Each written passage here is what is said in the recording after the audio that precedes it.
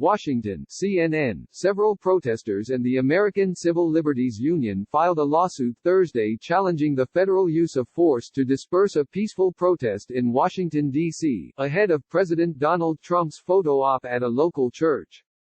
The lawsuit, which names Trump, Attorney General William Barr and other federal officials as defendants, says the administration directed police had no legitimate basis to destroy the peaceable gathering of people protesting the death of George Floyd. This case is about the President and Attorney General of the United States ordering the use of violence against peaceful demonstrators who were speaking out against discriminatory police brutality targeted at black people, reads the lawsuit.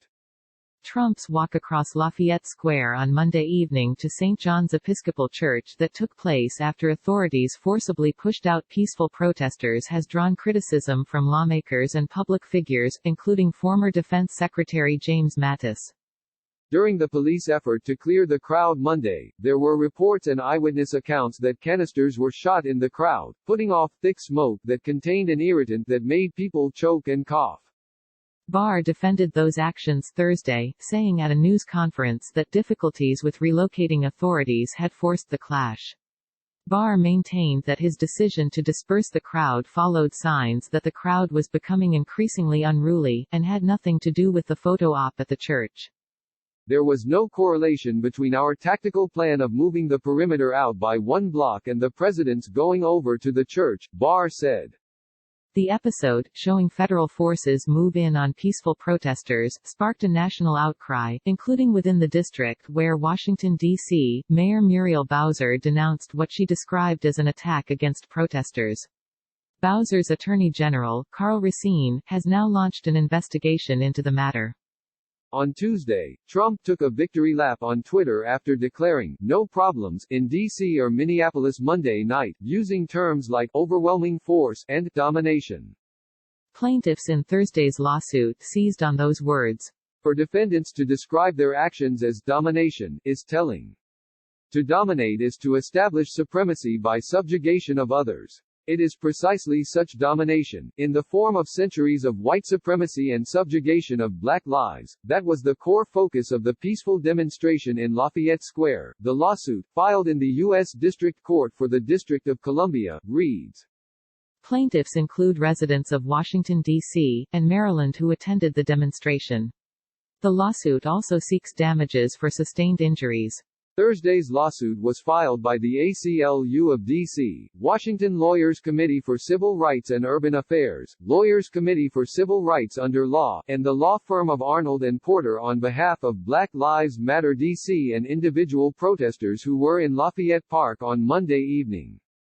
The ACLU is also filing lawsuits across the country in response to use of force against journalists. The president's shameless, unconstitutional, unprovoked and frankly criminal attack on protesters because he disagreed with their views shakes the foundation of our nation's constitutional order, Scott Michelman, legal director of the ACLU of the District of Columbia, told CNN. And when the nation's top law enforcement officer becomes complicit in the tactics of an autocrat, it chills protected speech for all of us. CNN previously reported it was ultimately Barr who ordered the move to clear protesters. Barr and other top officials from agencies responsible for securing the White House had planned to secure a wider perimeter around Lafayette Square in response to fires and destruction on Sunday night. Trump said Wednesday he was unaware of the tactics used to clear the park ahead of his visit to the church. When I said go to the church, I didn't know, protesters or not, nobody tells me that.